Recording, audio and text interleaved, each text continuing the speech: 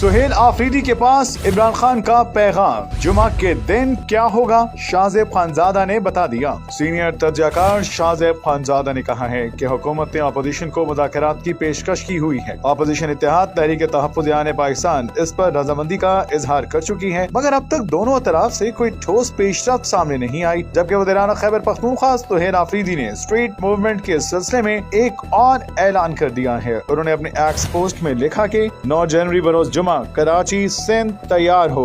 बानी PTI का पैगाम लेकर हम आ रहे हैं। तमाम पार्टी के दोस्तों से जुमा के दिन मुलाकात होगी। साथ ही PTI खैबर पख्तूनख्वा के सदर जुनैद अकबर ने एक्स पोस्ट में लिखा है, बानी के हुक्म पर वज़ीर-ए-आला सुहेल आफरीदी जनवरी में स्ट्रीट मूवमेंट के सिलसिले में पेशावर रीजन, हजारा, मालकंड और जुनूबी अजला का दौरा करेंगे। शाहजेब खानजादा ने कहा कि एक तरफ सुहेल आफरीदी स्ट्रीट मूवमेंट चला रही हैं, तो दूसरी तरफ चेयरमैन PTI बैरिस्टर गौहर ने उनके दौरे लाहौर को जाती करार देते हुए कहा है कि इसमें पार्टी की मुशावरत ही शामिल नहीं थी। हमने कभी मुज़ाकरात कॉल ऑफ नहीं किए। मेरे पास इमरान खान की ऐसी कोई हिदायत नहीं आई कि आज के बाद बातचीत नहीं होगी। शाहजेब खानजादा ने अपने प्रोग्राम में कहा कि सूरत हाल ये है कि इमरान खान गुज़श्ता 2.5 साल से कैद में हैं। 2 दिसंबर के बाद से इनकी ना तो बहनों से मुलाकात हुई, ना ही पार्टी रहनुमाओं के साथ। वज़ीर-ए-आला सुहेल आफरीदी ने 9 बार मुलाकात की कोशिश की, लेकिन उनको भी मिलने नहीं दिया गया। सवाल ये है, क्या साल 2026 तहरीक इंसाफ और इमरान खान के लिए मुख्तलिफ साबित हो सकता है?